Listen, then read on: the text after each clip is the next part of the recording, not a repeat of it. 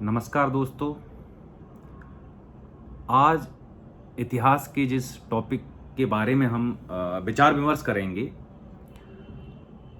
उसका नाम है महाजनपद काल। यानी कि 600 ईसा पूर्व का भारत कैसा था, क्या क्या उस टाइम घटनाएं हुई, एक ऐसी सामाजिक क्रांति हुई जिससे भारत में दो नवीन धर्मों का उदय हुआ। जैसा कि आप जानते हैं कि बौद्ध धर्म और जैन धर्म ये लगभग लगभग उसी काल की देन है। धार्मिक मान्यताएं जो भी हैं, लेकिन हम यहाँ पे सिर्फ इतिहास की बात करेंगे। तो इतिहास में जो जो भारत में नए धर्मों का उदय हुआ वो महाजनपद काल में हुआ। तो महाजनपद काल में ऐसा क्या हुआ कि नवीन धर्मों का उदय हो गया। यानी महाजनपद काल यानी बुद्ध और जैन धर्म के उदय से पहले लगभग लगभग भारत में 63 से 64 पंथ अस्तित्व में थे, ब्राह्मण धर्म के अलावा। जो वैदिक धर्म था उसको ही ब्राह्मण धर्म कहा जाता था। तो ऐसा क्या हुआ कि 64 पंथ निकले, उदय हुए भारत में, और उन 64 पंथों में दो पंथ धर्म के रूप में अस्तित्व में आए, जिनका नाम है जैन धर्म और बौद्ध धर्म। तो हम सबसे पहले पढ़ेंगे कि महाजनपद काल में नवीन धर्मों के उदय के क्या कारण थे। अगर हम इस समय की पृष्ठभूमि पर चलें तो हमें यह समझ में आ जाएगा कि नवीन धर्मों का उदय कैसे हुआ।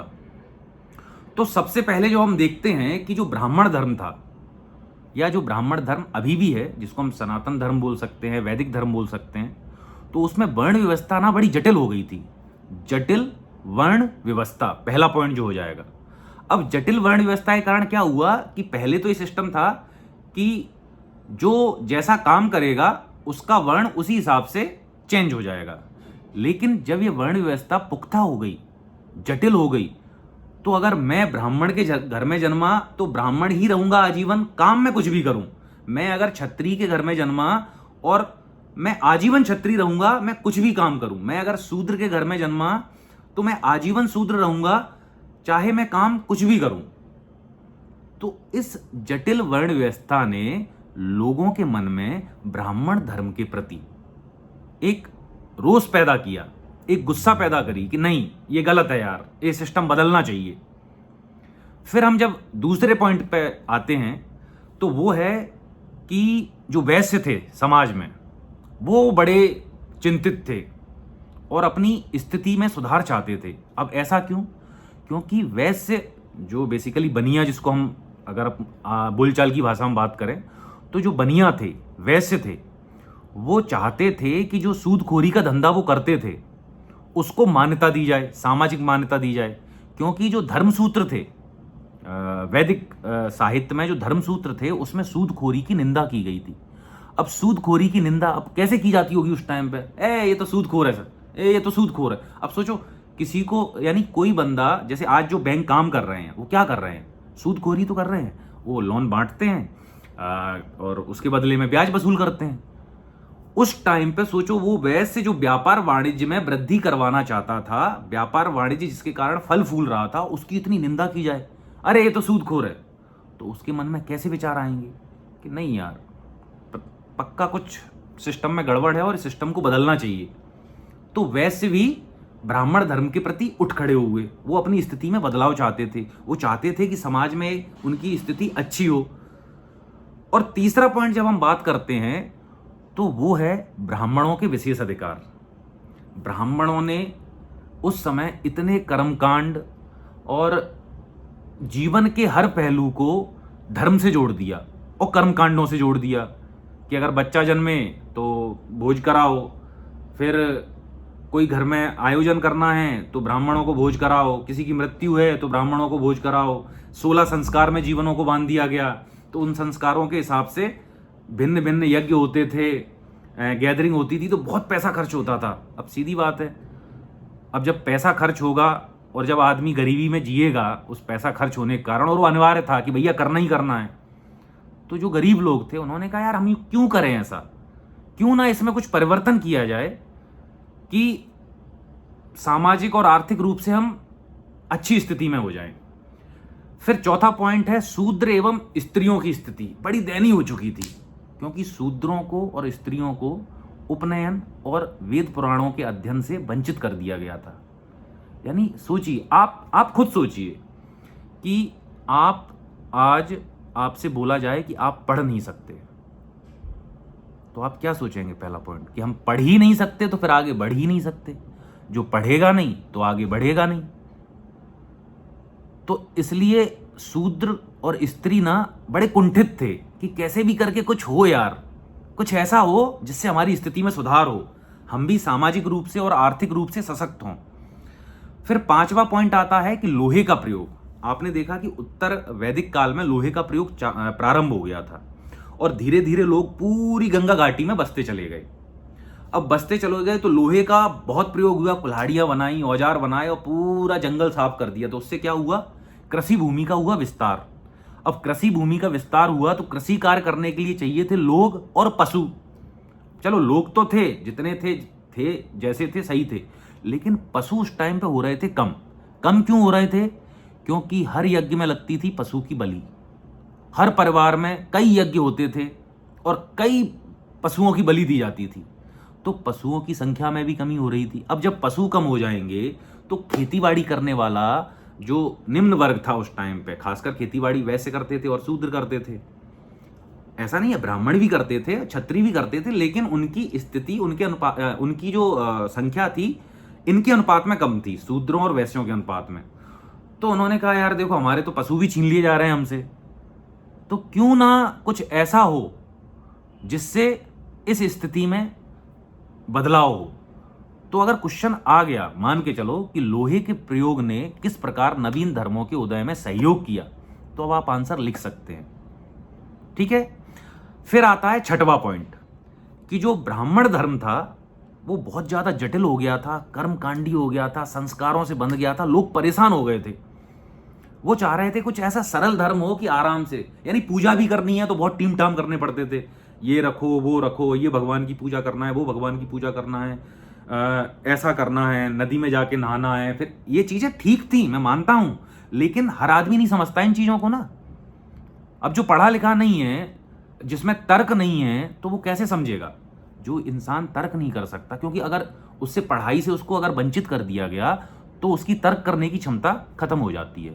इसलिए बोलते हैं पढ़ना जरूरी है, पढ़ने से तर्क करने की क्षमता आती है कि ऐसा क्यों, ऐसा कैसे हुआ, मेरे साथ ऐसा क्यों हो रहा है।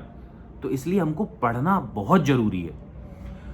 तो जो ब्राह्मण धर्म ने जो कर्मकांडों से लोगों को बांध दिया था, बहुत ज्यादा इसमें जटिलता आ गई थी, तो लोग चाह रहे थे कि उनको एक सरल धर्म मिले जिसमें पूजा पद्धति करना या ईश्वर का जप करना बड़ा सरल हो, सहज हो और समझ में आए। तो ये 6 मूल कारण थे नवीन धर्मों के उदय का महाजनपद काल में। तो अब जो दूसरा टॉपिक हम उठाएंगे कि नवीन धर्मों का जो उदय हुआ उसमें जो 2 मुख्य धर्म थे, जैन धर्म और बौद्ध धर्म, तो उनके बारे में हम चर्चा करेंगे। हम बिल्कुल नहीं जाएंगे कि गौतम बुद्ध ने स्थापना की थी बौद्ध धर्म की, गौतम बुद्ध का जीवन कैसा रहा, उसके लिए मैं एक अलग से टॉपिक डालूंगा। ऐसे ही भगवान महावीर के बारे में एक अलग से टॉपिक डालूंगा। अभी सिर्फ हम ऐतिहासिक तथ्यों पे बात करेंगे कि क्यों ऐसा हुआ, कि जैन धर्म के क्या सिद्धांत थे, जैन धर्म ने भारत में क्या योगदान दिया, जैन धर्म के पतन के कारण क्या रहे, या फिर बौद्ध धर्म के उदय के कारण क्या रहे, बौद्ध धर्म के पतन के कारण क्या रहे, बौद्ध धर्म ने भारत में क्या योगदान दिया, जो हमें जानना चाहिए। बाकी चीजें, धार्मिक चीजों से हमें बिल्कुल अभी ध्यान नहीं देना है, हमें सिर्फ अभी इतिहास पे ध्यान देना है। जब धर्म की बात आती है तो वो चीज बहुत अलग हो जाती है। हर इंसान को धार्मिक होना चाहिए, जिसको जिस भगवान की पूजा करना है उसको उसकी पूजा करना चाहिए, जिसको जो करना है धर्म के मामले में, क्योंकि धर्म क्या है, व्यक्तिगत मामला है। तो मैं कभी भी इस पे कोई भी भाषण या कोई भी लेक्चर नहीं देना चाहता। ये अपना अपना धर्म है, मेरा धर्म कुछ और है, आपका धर्म कुछ और है, तीसरे का धर्म कुछ और है, प्रत्येक आदमी का धर्म अलग अलग है। और संविधान ने हमें बाकायदा छूट दी है कि हम अपने धर्म को निर्बाध रूप से मान सकते हैं। ठीक है, तो हम उस टॉपिक पे नहीं जाएंगे, हम पढ़ेंगे जैन धर्म के सिद्धांत। सबसे पहले तो जो जैन धर्म के जो सिद्धांत हैं उसमें हम पढ़ते हैं कि सबसे पहला तो है पंच महाव्रत। पंच महाव्रत मतलब कि 5 बातें जो प्रत्येक जैन अनुयायी को मानना चाहिए। जैन अनुयायी मतलब जो जैन धर्म को मानते हैं उनको 5 बातें मानना चाहिए। सबसे पहला अहिंसा, दूसरा सत्य, तीसरा अस्तेय, चौथा अपरिग्रह और 5वां ब्रह्मचर्य। तो सबसे पहले हम बात करेंगे अहिंसा की कि भैया जीवों की हत्या नहीं करना है। और जैन धर्म में तो अहिंसा को इतना ज्यादा माना गया है ना कि वो लोग कृषि कार्य नहीं करते। यानी जैन धर्म की जो किताबें हैं ना उसमें कृषि कार्य को निषेध माना गया है, क्योंकि कृषि कार्य करने से क्या होता है, आप हल चलाओगे, कीड़े मकोड़े होंगे, सांप होंगे, चूहे होंगे, छोटे छोटे जीव होंगे, वो मरेंगे। तो जैन धर्म में जो अहिंसा है उसको बहुत ज्यादा मान्यता दी गई है और हिंसा का सीधा सीधा निषेध किया गया है। सबसे ज्यादा अगर कोई व्यक्ति या कोई धर्म अहिंसा को मानता है तो वो है जैन धर्म। दूसरा है सत्य, हमेशा सत्य बोलो, और बोलना भी चाहिए, क्योंकि जब आप सत्य बोलते हैं ना तो आपको डर नहीं होता किसी बात का। तीसरा है अस्तेय। अस्तेय मतलब चोरी नहीं करना है। अब चोरी कैसे नहीं करना है कि भैया किसी के घर पे गए और वहां से कोई चीज उठा लाए, या कोई चीज जो आपको अच्छी लगी उसको उठा लाए, या फिर आपने मन में ऐसा सोच लिया, तो आपको चोरी ना तो करना है ना सोचना है चोरी के बारे में। क्योंकि जब आप सोचते हो ना तो आपका मन दूषित होता है, आपकी बुद्धि दूषित होती है और उसका प्रभाव आपके व्यवहार पे पड़ता है। फिर हम चौथा पॉइंट आता है पंच महाव्रत में अपरिग्रह। अपरिग्रह मतलब किसी भी वस्तु को इकट्ठा करके ना रखना, भौतिक चीजों को, जैसे धन हो गया, पैसा हो गया, अनाज हो गया, या कोई भी सोना चांदी हो गया, इसको इकट्ठा नहीं करना है। यानी अगर देखा जाए तो सीधा सीधा ये पूंजीवाद का विरोध करता हुआ दिखाई देता है। तो अपरिग्रह हो गया, और उसके बाद 5वां आता है ब्रह्मचर्य। ब्रह्मचर्य का आप भी मतलब जानते हैं कि भैया हमें काम वासना से दूर रहना है और अपनी इंद्रियों पे काबू रखना है। तो ये 5 बातें हैं जो पंच महाव्रत में हर जैन अनुयायी को माननी चाहिए और वो मानते भी हैं। दूसरा है त्रिरत्न, कि जैन धर्म के 3 रत्न कौन से हैं। अमूल रत्न, कि सम्यक दर्शन, सम्यक ज्ञान और सम्यक आचरण। सम्यक दर्शन का मतलब है कि जितने भी जैन साहित्य है, जैन धर्म ग्रंथ है और जैन जो ऋषि मुनि है, जो तीर्थंकर है, उनकी बातों पे विश्वास करना, उन्होंने जो दर्शन दिया है उस पर चिंतन करना, मनन करना। फिर है सम्यक ज्ञान। ज्ञान ऐसा कि भैया आप विचलित ना हो। अगर आपको ज्ञान हो जाएगा ना तो आप विचलित नहीं होंगे, आप सुख में सुखी रहेंगे, दुख में दुखी रहेंगे। फिर आता है सम्यक आचरण, सबके साथ अच्छे से आचरण करो। और वो फिर आचरण संहिता एक अलग चीज़ है, उसके बारे में विस्तृत अपन डिटेल में जाएंगे। तो 3 रत्न हैं जैन धर्म के, सम्यक दर्शन, सम्यक ज्ञान और सम्यक आचरण या व्यवहार। फिर आता है अनेकांतवाद। अनेकांतवाद में जैन दर्शन बोलता है कि इस पूरे ब्रह्मांड में अनेक वस्तुएं हैं और उनके अनेक स्वरूप हैं। ये अनेकांतवाद की सिंपल डेफिनेशन है कि अनेक वस्तुएं, आपको भी पता है कि अनेक वस्तुएं हैं और उनके अनेक स्वरूप हैं, भिन्न भिन्न स्वरूप हैं। उसके बाद आता है स्यादवाद, जिसको हम सप्तभंगी सिद्धांत भी बोलते हैं। स्यादवाद सिद्धांत जैन धर्म का ऐसा सिद्धांत है कि अगर इसको प्रत्येक व्यक्ति मानने लगे और फॉलो करने लगे तो इस पूरे विश्व में शांति स्थापित हो जाएगी। लोग आपस में लड़ेंगे नहीं, झगड़ेंगे नहीं, कोई किसी की निंदा नहीं करेगा, सब आपस में प्रेम और भाईचारे के साथ रहेंगे। तो अब हम समझते हैं कि स्यादवाद सिद्धांत है क्या। तो स्यादवाद सिद्धांत ये बोलता है कि कोई भी सत्य सापेक्षिक रूप से सत्य नहीं होता। सॉरी, मैं थोड़ा गलत हूं। कोई भी सत्य निरपेक्ष रूप से सत्य नहीं होता, सापेक्षिक रूप से सत्य होता है। कि जैसे मैंने कोई चीज बोली, मान के चलो मैंने कोई चीज बोली कि वहां धुआं उठ रहा है, तो वहां आग है, ठीक है, मुझे समझ में आया कि भैया धुआं उठ रहा है, वहां आग हो सकती है। लेकिन कोई बंदा बोलता है कि नहीं, वहां कोहरा हो सकता है, वो भी सत्य है। तो ये जो सत्य है ना, सापेक्षिक सत्य है, निरपेक्ष नहीं है। निरपेक्ष सत्य तो जानने से ही आएगा और निरपेक्ष सत्य तो सिर्फ एक होता है, वो मूल तत्व है परमात्मा। अब उसको जिस धर्म में जैसा ही बोला जाए, किसी ने उसको बुद्ध कहा, किसी ने उसको राम कहा, किसी ने उसको श्याम कहा, किसी ने उसको ब्रह्म कहा, किसी ने उसको अल्लाह कहा। तो जो जिसको कहना है, अपन धर्म के मामले में अभी नहीं जाएंगे। तो स्यादवाद को लेके जो एक कहानी प्रचलित है, जो जैन दर्शन में बड़ी प्रचलित कहानी है स्यादवाद को लेके, कि एक हाथी था और 7 अंधे थे। अब उन 7 अंधों से ये पूछा गया कि आप इस हाथी को अपनी इंद्रियों से समझ के और आप बताइए कि ये कैसा दिख रहा है, हाथी कैसा है। तो एक ने उसके कान छुए, ऐसे ऐसे टटोला होगा कान, बोले ये तो सूप की तरह है। एक ने उसके सूंड छुई, जो सूंड होती है ना, सूंड वो निकली रहती है नाक टाइप की, वो छुई। तो उसने अपनी इंद्रियों से समझ में उसको आया कि जो हाथी है ना खंबे के समान है। किसी ने उसका पेट छुआ, बहुत बड़ा था, बोले हाथी तो एक विशाल चट्टान की तरह है। तो हर अंधे ने अपना अपना जो उनको जो समझ में आया उसके बारे में, हाथी के बारे में कहा। लेकिन क्या ये सत्य था? सत्य तो ये था कि भैया वो हाथी है।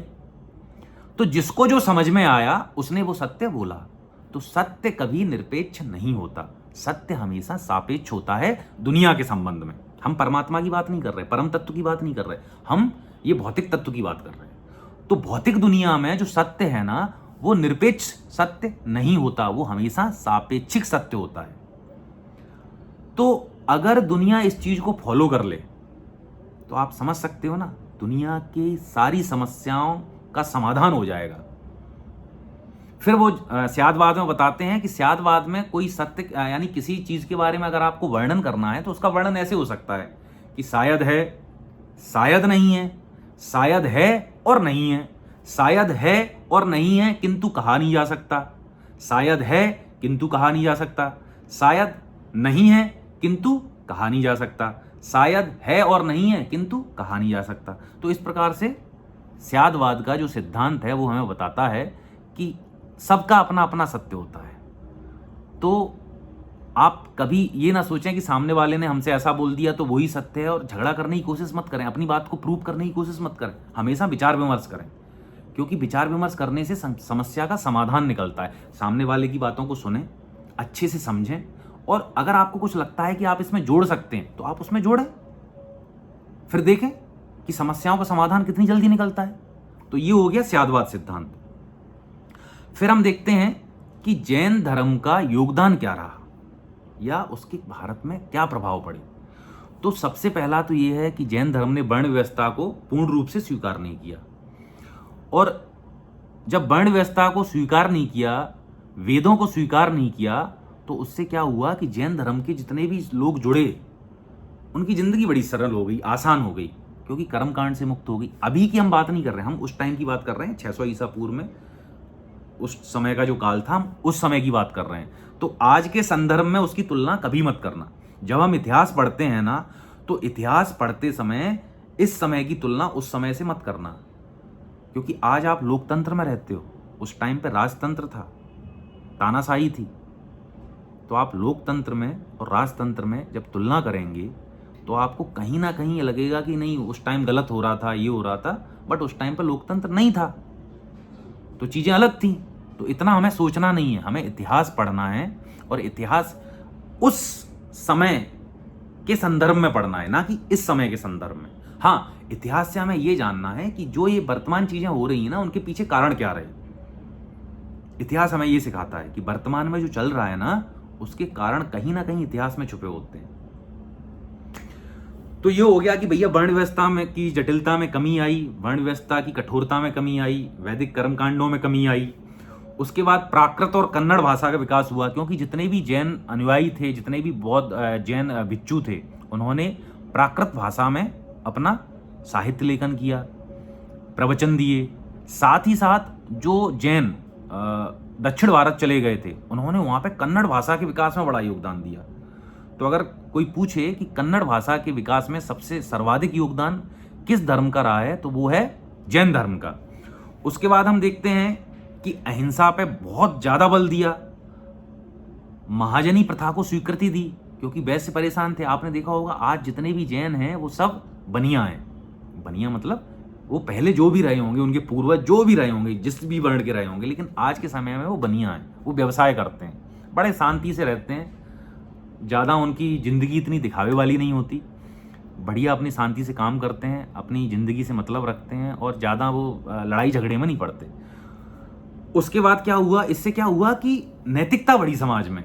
जब लड़ाई झगड़े नहीं होंगे, जब अच्छा दर्शन होगा समाज में, तो नैतिकता कहीं ना कहीं बढ़ेगी, क्योंकि लोगों के अंदर सही और गलत को जानने की समझ बढ़ जाती है। जब आपके पास अच्छा दर्शन होता है, अच्छा धर्म तो सब अच्छे होते हैं, धर्म कभी बुरा हो ही नहीं सकता। उसके बाद हम जाते हैं कि व्यापार वाणिज्य को प्रोत्साहन मिला, क्योंकि महाजनी प्रथा को स्वीकृति दी किसने? जैन धर्म ने। और लोगों को जो सीधा और सरल धर्म चाहिए था जीवन यापन करने के लिए, वो उनको सीधा और सरल धर्म मिल गया।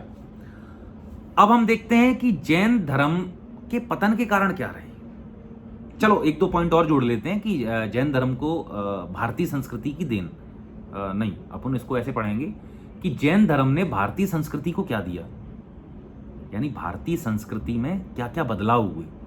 तो सबसे पहला अहिंसा, अहिंसा परमो धर्मा, अहिंसा पे सर्वाधिक बल दिया। सामाजिक समानता आई। सामाजिक समानता क्यों आई? क्योंकि उन्होंने वर्ण व्यवस्था को नकार दिया।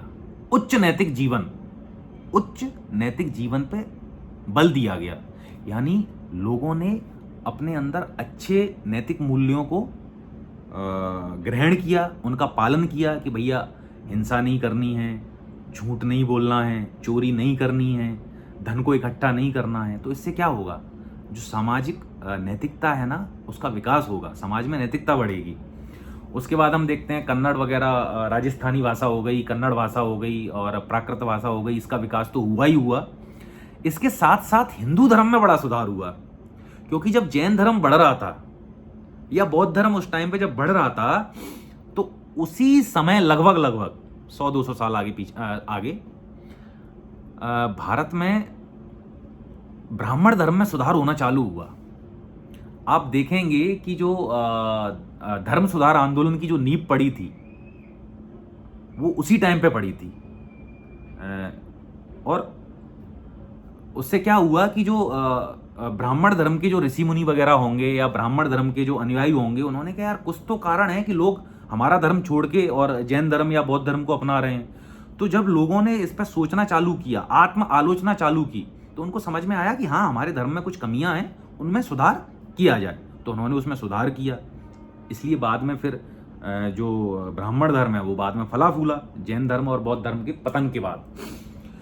अब हम देखते हैं कि जो जैन धर्म था, उसने संघ बना के धर्म का प्रचार किया, क्योंकि भारत में इससे पहले संघ जैसी चीज नहीं थी, यानी धर्म का संगठित स्वरूप नहीं था कि आप सभी को जोड़ो, एक नीति शास्त्र डेवलप करो कि ऐसा होना चाहिए, ऐसा होना चाहिए, उनके लिए धर्मशालाएं बनवाई जाएं, वहां पे आके वो जैन सन्यासी रुकें। आपने देखा होगा जैन धर्म में और बौद्ध धर्म में ऐसा बहुत होता है, आजकल हिंदू धर्म में भी होता है, लेकिन इसकी जो नींव है, धर्म का जो संगठित स्वरूप की जो नींव पड़ी ना, वो जैन धर्म और बौद्ध धर्म के कारण पड़ी। आज आपने देखा है जितने भी धर्म हैं वो संगठित होके, यानी कोई भी पर्टिकुलर धर्म है उसके जितने भी अनुयायी हैं और जो मुख्य मुख्य लीडर हैं वो संगठित रहते हैं। वो एक जैसा प्रवचन देंगे, एक जैसी बातें करेंगे और कोशिश करेंगे कि अधिक से अधिक लोग उनके साथ जुड़ें। तो जैन धर्म और बौद्ध धर्म ने क्या किया कि धर्म का जो संगठित स्वरूप था ना, उसकी नींव रखी भारत में। समाज सेवा को प्रोत्साहन दिया। अब समाज सेवा को प्रोत्साहन कैसे मिला होगा? सीधी सी बात है, अस्तेय और अपरिग्रह, कि चोरी नहीं करना है और धन को इकट्ठा नहीं करना है। जब धन को इकट्ठा नहीं करना है, आपने कमाया तो बहुत, मान के चलो कि मैंने 100 रुपए कमाए, अब मेरी जरूरत है मात्र 10 रुपए की, मैं जैन धर्म का अनुयायी हूं, तो मैं उस 90 रुपए का क्या करूंगा? क्योंकि मेरा धर्म बोलता है मुझसे कि आपको धन इकट्ठा करके नहीं रखना है, तो मैं उस 90 रुपए का क्या करूंगा? समाज के लिए उसको खर्च कर दूंगा, जिसको कि गांधी जी ने कहा ट्रस्टीशिप सिद्धांत। ट्रस्टीशिप सिद्धांत की जो नींव है, जो जड़ है, वो अपरिग्रह में है कि धन को इकट्ठा मत करो, जो धन आपके पास इकट्ठा है उसको समाज की भलाई में खर्च करो। तो यहां से क्या हुआ? समाज सेवा को प्रोत्साहन मिला। और आपने देखा होगा जैन धर्म के इतने सारे धर्मार्थ ट्रस्ट रहते हैं, कहीं फ्री में स्कूल चल रहे हैं, कहीं फ्री में अस्पताल चल रहे हैं, तो बहुत सारी सेवाएं वो समाज को देते हैं।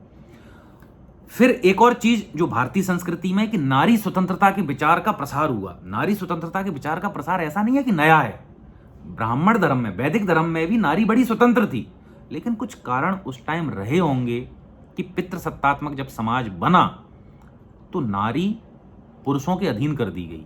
लेकिन जैन धर्म में बोला कि नहीं, सब लोग स्वतंत्र हैं, सारे मानव स्वतंत्र हैं, सारे जीव स्वतंत्र हैं, तो नारी को क्यों परतंत्र रहने का जिम्मा उठाया जाए, यानी नारी को क्यों परतंत्र रखा जाए।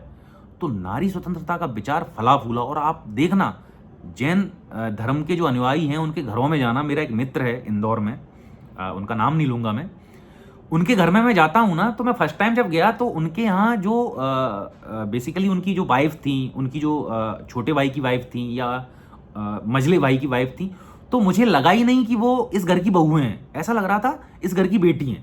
तो मैंने अपने दोस्त से पूछा, मैंने ये बहनें हैं क्या आपकी जैन साहब? तो उन्होंने कहा नहीं, ये मेरे मझले भाई की वाइफ है, ये छोटे भाई की वाइफ है। उनकी वाइफ को तो मैं जानता था। तो मुझे बड़ा अच्छा लगा कि वाकई में यार नारी स्वतंत्रता का जो सच्चा सूचक मैंने देखा वो जैन धर्म में देखा। अब अपन आते हैं कि जैन धर्म जो एकदम से इतना फला फूला भारत में फैला, इतने अच्छे उसके विचार थे, इतना अच्छा दर्शन था, वो उसका पतन कैसे हो गया भारत से। और आज अगर हम देखा जाए ना, तो जो जैन धर्म है, जैन धर्म के लोग हैं भारत में अल्पसंख्यक के रूप में माने जाते हैं। मुश्किल से 1-8 करोड़, मे बी आप देख लेना कितनी जनसंख्या है 2011 की सेंसस में, पर 1-8 करोड़ ही होंगे, 1-1.5 करोड़ के समथिंग। और वो भी एक जैसे मालवा क्षेत्र है, राजस्थान है, उसके बाद अपना कर्नाटक है, इन 3 जगहों पे जैन धर्म के लोग बहुत पाए जाते हैं। तो ऐसा क्या कारण रहा कि जैन धर्म भारत से धीरे धीरे लुप्त होता चला गया और आज जैन धर्म के लोगों की संख्या बहुत सीमित रूप से बची रह गई है? तो सबसे पहला देखते हैं कि जैन धर्म में आत्म उत्पीड़न और कठोर व्रत, मैं बिल्कुल नहीं बोलूंगा कि ये गलत है, मैं सिर्फ इतिहास पढ़ा रहा हूं। इतिहास की किताबों में जो लिखा है मैं बस उसको बता रहा हूं आपको, जो आपकी परीक्षा में काम आए। बाकी रही बात इन चीज़ों पर विचार विमर्श करने की, दर्शन पे बात करने की, तो वो हम एक नया टॉपिक, जब एक नई सीरीज चालू करेंगे ना, तब उस पर हम डिटेल डिस्कशन करेंगे। तो सबसे पहले तो क्या हुआ, आपने देखा होगा कि संलेखना पद्धति, जो जैन धर्म के अनुयायी हैं वो अपने अंतिम समय में खाना पीना छोड़ देते हैं। हो सकता है सारे लोग मानसिक रूप से इतने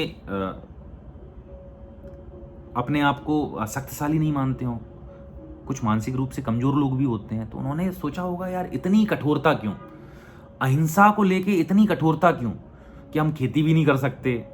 अब सीधी बात है, कोई बंदा है जैन धर्म का, वो व्यवसाय नहीं करना चाहता, वो खेती करना चाहता है, लेकिन अब खेती की आपने मनाही कर दी कि नहीं, इससे हिंसा होगी, तो क्या होगा, वो अपने धर्म को बदलने का प्रयास करेगा, वो यहां से यहां मूव करने की कोशिश करेगा।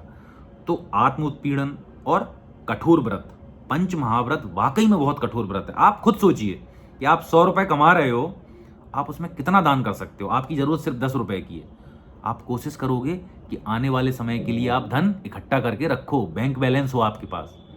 तो जब ऐसा लोगों ने चालू किया होगा तो उनकी आलोचना की गई होगी जैन धर्म के अंदर, तो वो धीरे धीरे जैन धर्म से छिटक गए और जैन धर्म से उन्होंने कोई दूसरा बौद्ध धर्म या हिंदू धर्म वापस अपना लिया हो। उसके बाद हम देखते हैं कि जैन धर्म में वर्ण व्यवस्था को नकार तो दिया गया, लेकिन आंशिक रूप से उसको बनाए रखा गया। तो ये भी उसके लिए एक पतन का कारण बन गया। फिर जैन दर्शन आम जनता की समझ में नहीं आया। जैसे हम देखते हैं कि जैन दर्शन अनीश्वरवादी दर्शन है, वहां ईश्वर की मान्यता नहीं है, लेकिन आम आदमी को नहीं समझ में आएगा। जो पढ़ा लिखा व्यक्ति है ना, वो ईश्वर को मानेगा ही मानेगा। अब वो ईश्वर को किसी भी रूप में, वो अंबेडकर जी के रूप में मान सकता है, वो बुद्ध के रूप में मान सकता है, वो 24 तीर्थंकरों के रूप में मान सकता है। क्योंकि आज हम देख रहे हैं मंदिर में जो जा रहे हैं हम, जैन धर्म के मंदिर जो रहते हैं, वहाँ बेसिकली तीर्थंकरों की पूजा होती है ना। जो 24 तीर्थंकर हैं, जिसमें अंतिम 24वें तीर्थंकर अभी तक जो हुए हैं वो भगवान महावीर थे, तो उनकी पूजा हो रही है, देवताओं की पूजा हो रही है। तो कहीं ना कहीं वो उनको ईश्वर के रूप में सोचने लगता है ना। तो ये एक पतन का कारण रहा। उसके बाद जो जैन धर्म था उसका विभाजन हो गया श्वेतांबर और दिगंबर। श्वेतांबर मतलब जो सफेद वस्त्र धारण करते हैं, और दिगंबर मतलब जो कोई वस्त्र ही धारण नहीं करते। अब इनका विभाजन कैसे हुआ था, तो इसके पीछे भी एक कहानी है, किंवदंती है, सत्य कथा है, क्या है वो आप डिसाइड करना। मैं तो बस वो जो घटना हुई थी या जो कहानी है मैं आपको बता रहा हूं कि मगध में पड़ा अकाल। अब मगध में अकाल पड़ा तो कुछ जैन भिक्षु थे वो दक्षिण की तरफ पलायन कर गए, और मगध में जो जैन भिक्षु थे वो स्थूलभद्र के नेतृत्व में रहे, और जो दक्षिण चले गए वो बागभद्र जी के नेतृत्व में रहे, भद्रबाहु। तो जब वो वापस आए तो जो दक्षिण वाले थे उन्होंने अपने कपड़े त्याग दिए थे, और जो मगध में रहते थे वो कपड़े पहने रहते थे। तो फिर एक जैन संगति हुई पाटलिपुत्र में, वहाँ पे उनके विचार विमर्श हुए, लड़ाई झगड़े हुए, और उसमें टूट हो गई कि भैया जो श्वेत वस्त्र धारण करते हैं वो श्वेतांबर, और जो कोई वस्त्र धारण नहीं करते वो दिगंबर। तो श्वेतांबर का नेतृत्व किसने किया, स्थूलभद्र ने, और दिगंबर का नेतृत्व किया किसने, भद्रबाहु ने।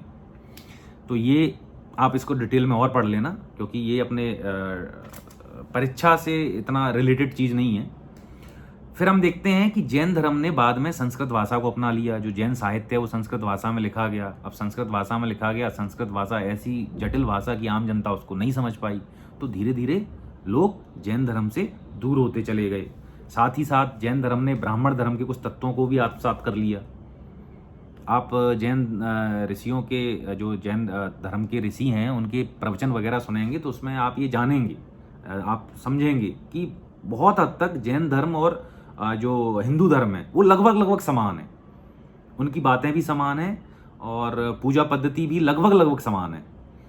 फिर परवर्ती काल में, यानी बाद के काल में क्या हुआ, जो राजा आश्रय देते थे जैन धर्म को, दान पुण्य देते थे, वो भी धीरे धीरे कम हो गया।